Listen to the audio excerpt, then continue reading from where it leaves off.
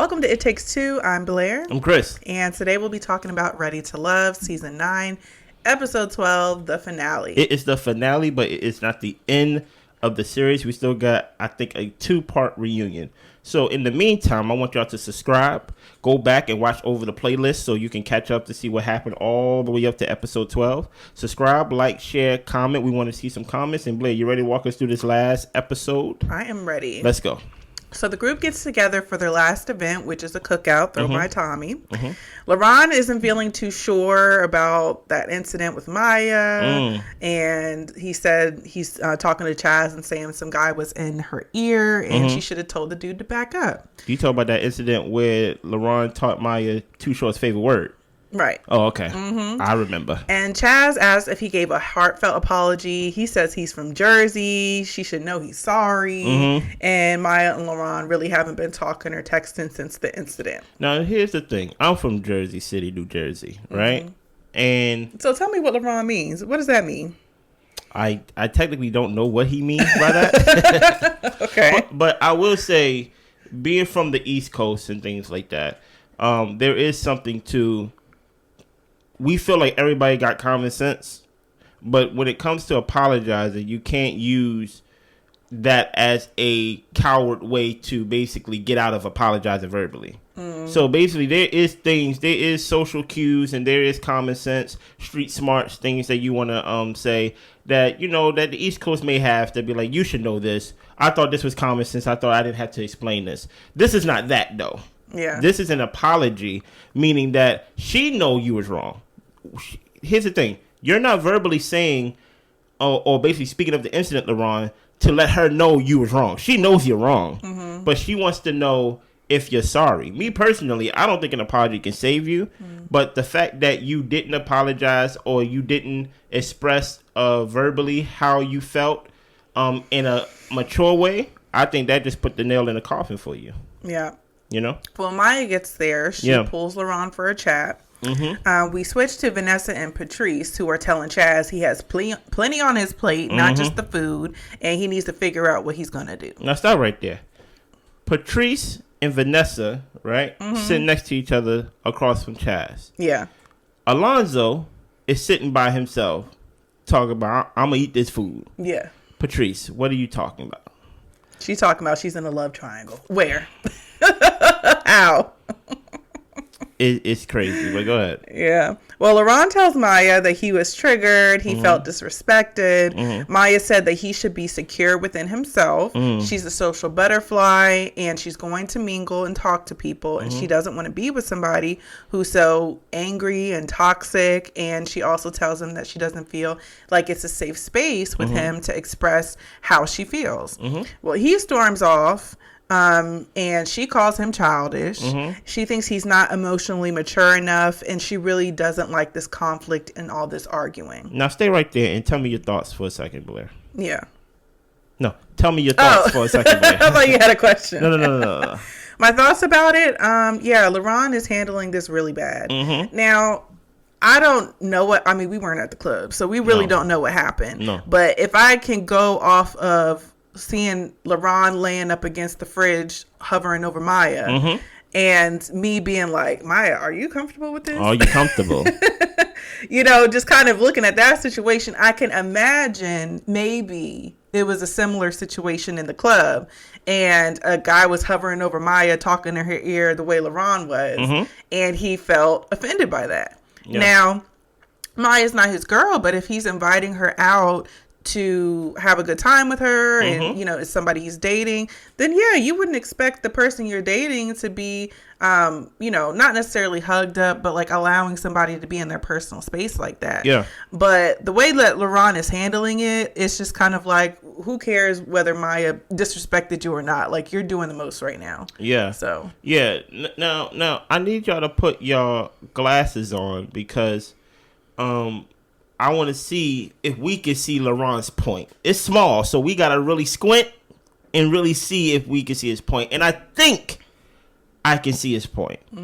If you invite me out somewhere, or if I invite you out somewhere, let's say Laron invited her out, right? Yeah. He said we went out outside the process, even though we wasn't supposed to. Right. And number one problem. and I invited you out to the club.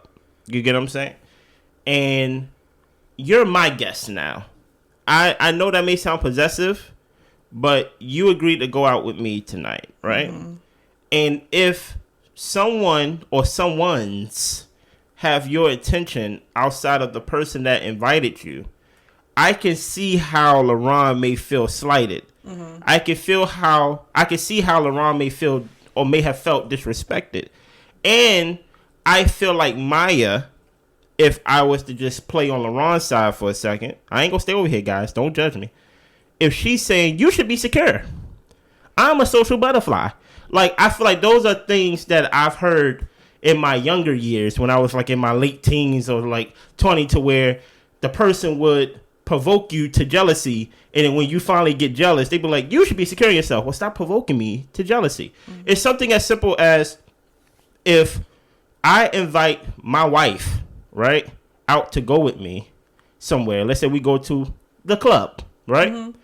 But in the club, I see my friends, I see my guy friends, I see my female friends, I see old teachers, I see old professors, right? I see everybody. All your peeps there exactly. And I see my cousins, mm-hmm. and I just, even though she's my wife, I just completely abandon her and spend majority of my time with them.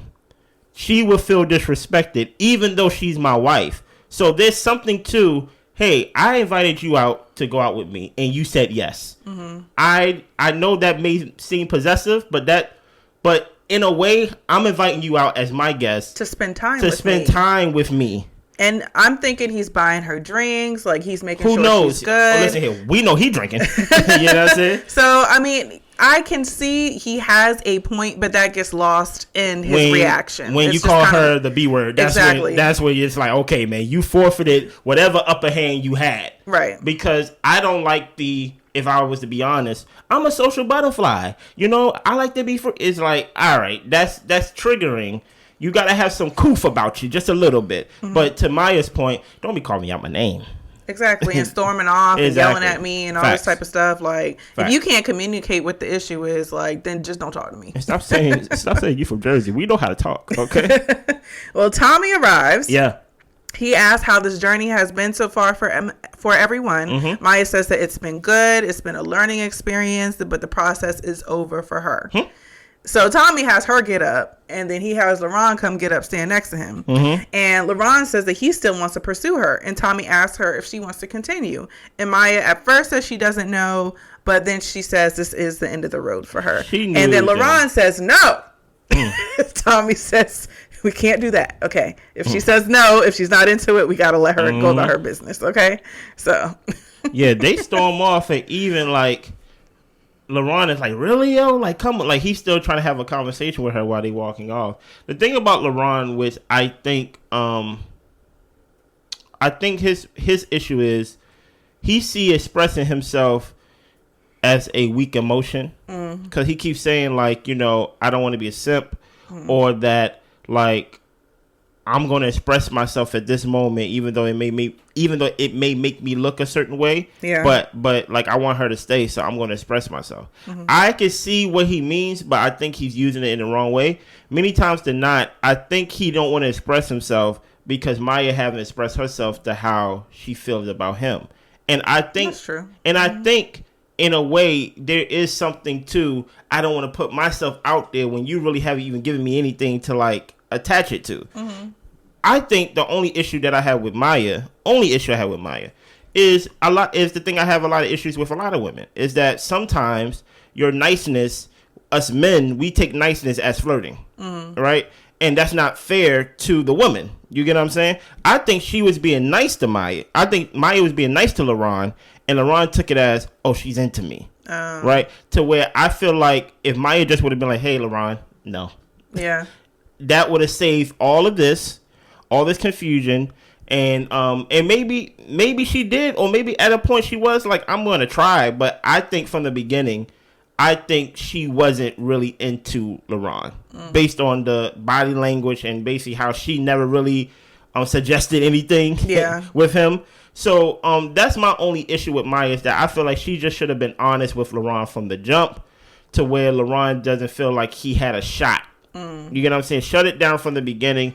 I do empathize and sympathize with women who feel like they have to be nice for their safety. I do empathize and sympathize with that. Because that's a real thing. That's a real thing. And I will hope that there was background checks so that you was in a safe environment to tell Laron no on national TV. You get what I'm saying? But like I said, y'all did something that was not supposed, that was not advised, was y'all went outside the process, started talking. God forbid if Laron was the type to, if Laron would have did something more than call you the B word. You get what I'm saying? So, like I said, it's good that both of y'all is off the show. Both of y'all can go y'all separate ways. What happens to Koshia, Laron? I mean, he was avenging her and everything. I'm about to say. And they seem like a better match to me. I mean, they both seem toxic when it came to disagreements, but I feel like they would have worked it out. She seemed more into him than Mya did into him. So That's true. I'm like, I don't know.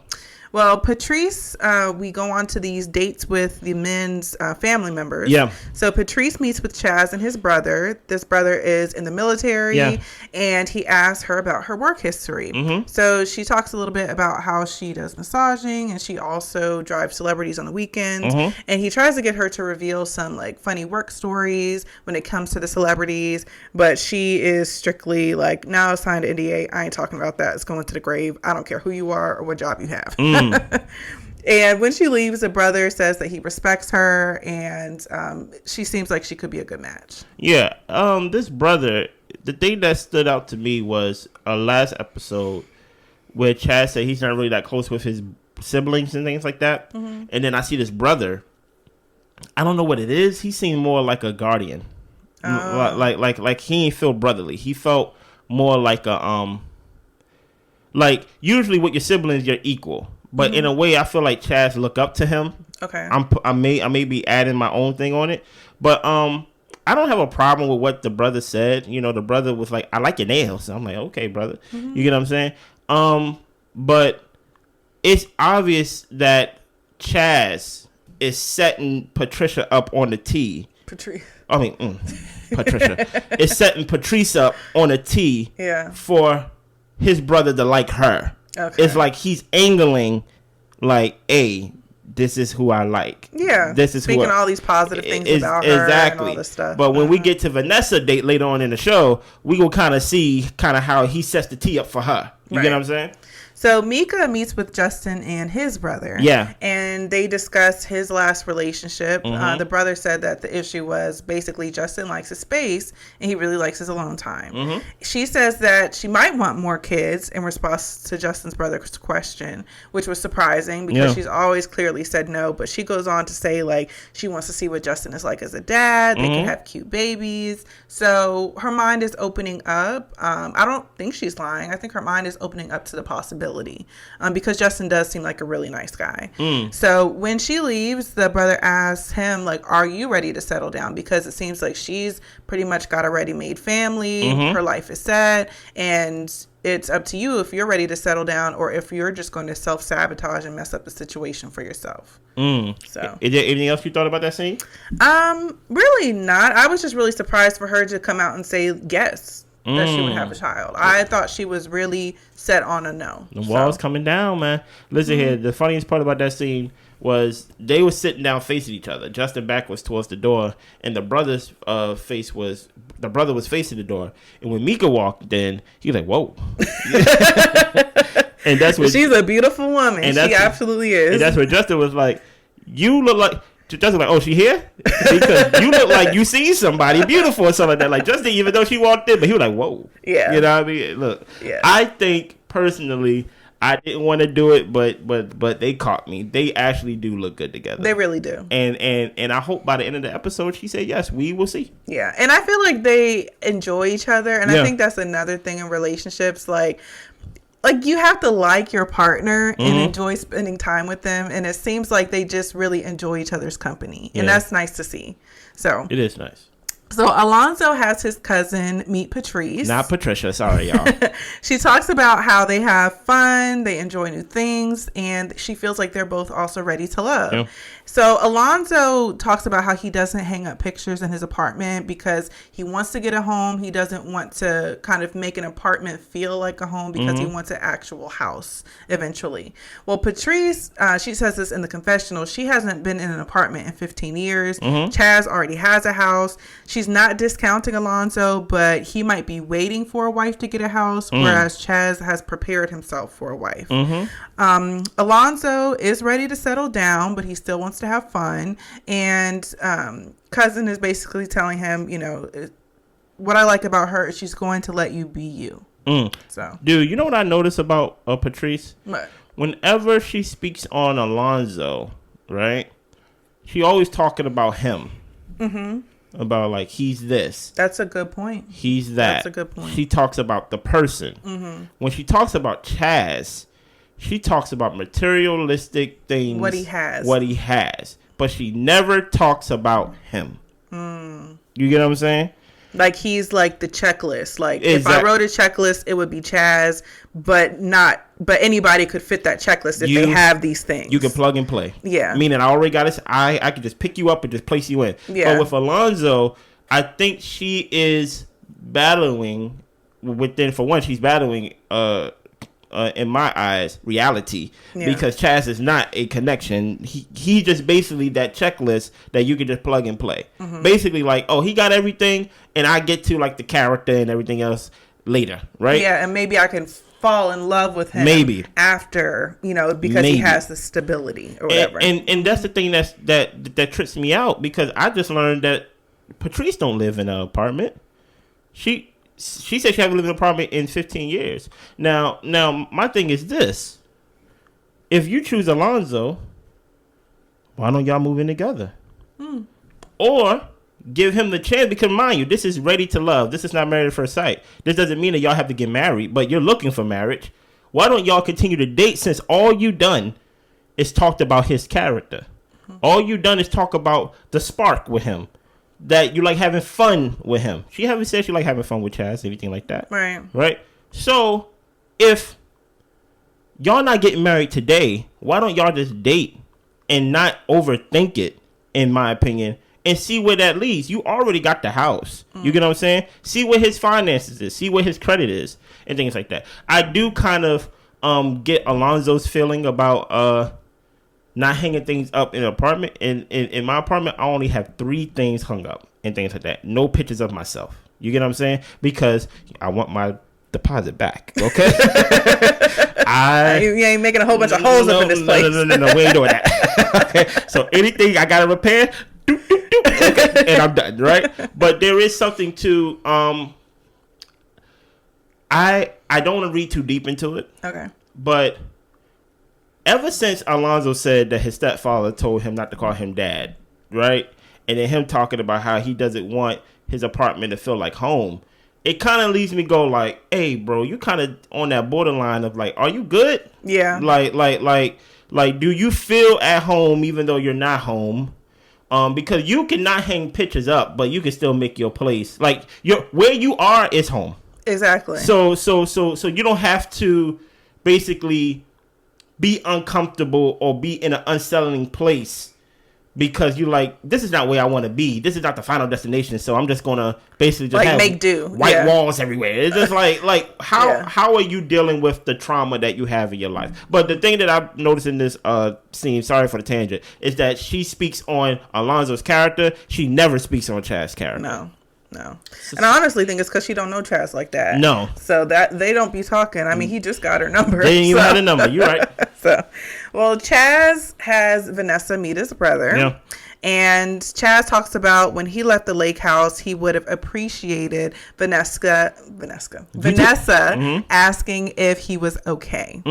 Vanessa feels that he didn't consider the other women he was connected with when he chose to get up and go. When she questions the connections, she questions the connection. Oh, he says when she questions the connection, it makes him lose faith. He's gaslighting the hell out of her. The brother asks, did you not have any other suitors? Like, this is a process with multiple people. And he says that has to be brought into this dynamic of basically it's not just Chaz who has another connection, but you've also dated as well. And Vanessa says 2 isn't 10. And Chaz did say he had about 10, 11 connections. The brother says that's fair. If today was decision day, Vanessa doesn't know that she would said yes. And the brother says that Patrice radiates positive energy and Vanessa could be the one for you, but there's some room for improvement there. And then, the brother said, I like your nails. I'm like, what? What's up with you and these nails, brother? And Vanessa didn't respond like Patrice. She said, thank you. Yeah, exactly. Because it came off fake. Yeah. You know what I'm saying? I will say about this before I let you go, Blaine, and I won't go on a tangent. Chaz, you're lying. Like, you talking about you asked if you was okay. For one, you was my ride and you left. Okay, you didn't consider... That was very inconsiderate. You didn't consider the 3 other people. 3 people rode with you. Exactly. So we had to get in the Sprinter van. You know what I mean? Chaz is making this this temper tantrum that he had, this moment to where he felt like he needed to get away. He make it seem like someone put that upon him. Yeah, like someone did something to him. No one didn't do nothing to him. He chose to get up and leave on his own. And at that moment, asking if he was okay, we didn't even know you left. You get what I'm saying? Patrice had to come out and say that you left. And even then, this respect that you giving Patrice about checking up on you, it was you who said, Patrice, I don't want to talk to you. Get out. So I'm like, why are you like holding it against Vanessa for that? That's not fair. Yeah. And I also feel like with Chaz and him over here, like trying to make it seem that Vanessa isn't checking on him and making sure he's okay. I think the issue with Chaz is he expects or he doesn't want to be held accountable for his decisions, for his actions. And I feel like Vanessa is telling it plainly to him that, like at the retreat, I didn't get to talk to you till 7 p.m. I've been up for 11 hours. Where you been at? And I think that that's what caused him to be overwhelmed because, yeah, you're not doing great with this. You think that you're playing with people and you sucking whipped cream off of folks and having a good time. Like you're missing the whole point of why we're here, sir. Yeah. And I think that got to him. So. And then being like, I have too many connections and stuff like that. But the thing that is so crazy about it is you go continue to gaslight this woman. You want to hold hands under the table. You get what I'm saying? You want to send text, private texts and things like that. Like you're playing the game. I always lead to this question whenever I watch these type of shows. Chaz is not an ugly guy. You get what I'm saying? And when I say ugly, I mean basically what women like. Okay. Women is not so superficial the way they only want a good looking guy, right? So I'm like, okay, Chaz, you at least passed the superficial test for women. Why are you single? I think I could tell you why. Because I'm like, you got the muscles, you got the superficial look. What is it about that character or like your personality that just like makes you single to the point where you got to sign up for a show? What is your thoughts on that, Blair? I think he's somebody who blossomed later in life. And I feel late bloomer? Yeah, late bloomer. And I feel like just by looking at his brother, no offense, brother. Wow. But if everybody is like the brother and how I imagine Chaz used to be, because Chaz be a little weird in some of the things he says. Like, I'm going to always be Chazzy. I'm just like, yeah, something. Who called you Chaz? Exactly. So to me, I'm just like, I think he was a late bloomer and he's like later in life getting all this attention from women and he doesn't know what to do when guys in their 20s, maybe 30s would have kind of like adjusted to it a little bit. Yeah. Adjusted to it or who are ready to actually settle down. They've been through getting all the women, doing all the things, having all the sex. And now they're just like, okay, like I'm tired and done with that. To me, I don't know if he experienced that in his youth. And maybe he doesn't know what to do with all this attention. And that's why it's so overwhelming. Yeah, the more Chaz talk, the more weird he sounds to me. Yeah. Like he just coming off as a weirdo. You know what I mean? But no, I do see your point, and that's very interesting. And sorry, brother, thank you for serving our country. Okay. Yeah, sorry, yeah. Thank you for your service. You know what I mean?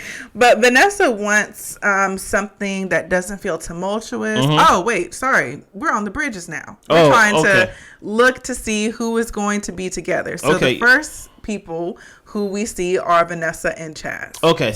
Now sorry, I had to set the scene. We about to find out who's ready to love. Exactly. You know what I'm saying? So Vanessa wants something that doesn't feel tumultuous. Yeah. She chooses herself.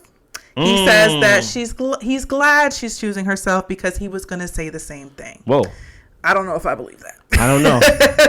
He says that she is not someone he can love. He doesn't think she's emotionally stable. And he says she's toxic and his dog isn't going anywhere. You heard him about the doggy. So he brought her sunflowers, but within the bouquet of sunflowers is a dead flower. And he says, this is to show that the love that I had for you has died. He says we're not enemies, but he came here today because he wanted closure. And that's what I mean. Like, you're weird, bro. Yeah. Why? Like, listen here. We It's don't like, okay. we don't need your monologue. And I like the fact that Vanessa just sat there and took it. You know what I mean? She's like, okay, like it is what it is, because I feel like Vanessa is being honest when she said, I'm not asking for a hard thing. Right. All I asked for throughout this whole time, you was basically telling me I'm your number one connection, I'm your top connection, I'm your top connection. We went to this retreat, or like we went to this house and things like that where everybody at, and you came back with another connection. Yeah. And a new phone number. So you're basically gaslighting me, basically make it seem like I'm doing too much, I'm asking for too much. I'm only asking for what you promised to give me. You get what I'm saying? So I'm happy she chose herself. Chaz, this whole thing, I understand, like, you know, dogs, people love their dogs, and that can really be what is that? That can really be a decision maker of, like, if you don't really like the dog, then I really can't really be with you and things like that. But everything else about how you choose yourself, you put a dead flower in the bouquet, it just came off as if, like, it's like, it's almost as if I was watching a character. It felt like I wasn't watching a real person. Yeah. So it just came off as very weird and very hard to watch. And you seem very angry. I'm just like, if you were coming into this decision going to say the same thing, then why are you so mad? Exactly. Like, he just came off like, you know what? Let me get this off my mind. And I'm just like, okay, brother. And my dog ain't going nowhere. I hear you. Just like, all right, you and your dog can kick rocks. Okay. So Justin meets with Mieka. Yeah. He chooses her. He says that it feels like love. She doesn't want to necessarily say it feels like love. We kind of end up with a cliffhanger. On them. I'm like, oh my goodness, she gonna throw him under the bridge. So Patrice meets with Alonzo and Chaz. So we kind of see it split side to side. Chaz tells her that she's a woman who rose above all the women, and he gives her a bouquet of roses. And he says that he chose us. Now here's the thing about what Blair said to me while watching the show. She said, oh my goodness, Alonzo looked nervous. For once, he actually looked serious. He actually looked a little scared. Yeah. You know what I'm saying? That he had to be serious for a moment. So that's one thing that I really, I'm like, look at Goofy trying to be Mickey. Okay. You know what I'm saying? Okay, I see you being serious. And he said, I chooses us. Listen here. That's a good way to put it. You know what I mean? Kind of, I'm leading the witness. Yes. You gonna choose us? You know what I mean? So he chose. So he said yes. And Alonzo chooses Patrice as well. So she wants someone ready for a long-term relationship. Alonzo has put in the time and the phone calls, and Chaz has prepared himself for a wife. Again, physical materials. She haven't spoke nothing of what Chaz done for her. You get what I'm saying? So Patrice chooses Alonzo. She doesn't feel the spark with Chaz. So she does have the roses. Chaz takes a flower from her bouquet as well. Okay. And tells her that he is going to pray over this flower, take care of it, water it, and he hopes that he can hear from her then. Why? I'm not choosing you. Yeah, I don't understand. Go ahead and live your life and find somebody else. So what are we doing? So in this moment, she was basically faced with two options. If she's going to go with how someone made her feel with Alonzo, or is she going to go with her checklist, as Blair put it, when it comes to he's kind of prepared himself for a wife. Well, how do you know he prepared himself for a wife? That's the thing that I'm kind of wondering with Patrice and what she sees. Outside of him having a house and having, let's say, a steady income, he just prepared himself to be a functional adult for himself. Pretty much. How do you know, like, you are included into his, like, picture? Because he obtained all of that without you. You get what I'm saying? I think with Alonzo, she made at least the right choice between two bad decisions, in my opinion, because as I said before, like 5 minutes ago, she speaks of Alonzo about how he made her feel, his character that he portrayed. And I know Chaz feels like especially if he's a late bloomer going off of your analysis, I know he probably feel like Alonzo. Like, I'm Chaz. I'm Chazzy. You know what I'm saying? I got the muscles. I got the house. I got the look. So it's like, I know it was an ego. Like, it was a shot at his ego that she didn't choose him. You get what I'm saying? So Patrice, oh wait, yeah, we read that. Okay. So we get back to Mieka and Justin. Yeah. Mieka actually wrote him a letter. And she wrote about all of his good qualities, everything that she loves about him. But she tells him that she needs him to get out of his own way, and she needs him to trust her when she says that she has him. And she chooses him too. Oh my goodness. And after that, he actually arranged for like a little boat or whatever to come pick them up to like ride around the lake. And she was like, what would you have done if I would have said no? And he's like, me and homeboy would have just been on the boat ourselves. I guess I would have been crying in the river. I don't know. But that was really cute. And I was just like, I was not expecting this. As hard as Mieka was when she was first on the show, and she ain't like nobody, and I ain't going to hold her to that because there really wasn't nobody to like. No. But this was very nice to see, and I hope they go the distance. I really do. Here's the thing, and I told Blair this while watching it. I think the only positive with this show is it makes people talk to each other who I believe outside of this process wouldn't talk to each other. Right. I feel like Mieka wouldn't have gave Justin a fair shot because he was a teacher and things of that nature. They probably wouldn't even been in the same location. You get what I'm saying? Yeah. So I think it forced them to be in proximity. It kind of reminded me of like the movie Hitch and things like that. To where it's like Hitch was like Will Smith, that is. He was like, my job is basically to get you out the way so you can see the person. So I think Mieka, she had this hard shell and things of that nature because, like Blair said, there's piss in the pool. You get what I'm saying? And then finally, like when you're around this guy, and Justin just seems like a normal guy, like a guy that makes her laugh, a guy that just makes her feel good, a guy that she can have fun with, right? And someone that's nice to her, yeah. And at the end of the day, if you have that, I promise you can work out everything else. You get what I'm saying? Make sure he's nice. Make sure she take care of you. I know how she feels about when she said, just like, when I say I got you, just trust that I got you. You know, I understand the words, but let's see. You know what I'm saying? You know what I'm saying? I'm sure gonna put that to test. And then y'all know at the end of the episode, we get the long version of the intro. Yeah. You know what I'm saying? So, how did you feel about this season? For the most part, the season really wasn't that great. And the only reason I say that is because the connections weren't making sense and a lot of the dates didn't make sense. Yeah. And I did feel like a lot of people were on here trying to get to the end, and Laron just weaseled his way almost to the bridge. He was right there. He made it to the crawfish, boy. But yeah, I mean, it was entertaining, I'll say that. Yeah. But as far as like seeing like the good true love connections, like I feel like we kind of missed out on that. But I did like Mieka and Justin. Like that was a sweet surprise. Yeah. Yeah. I'll probably give this season a 4.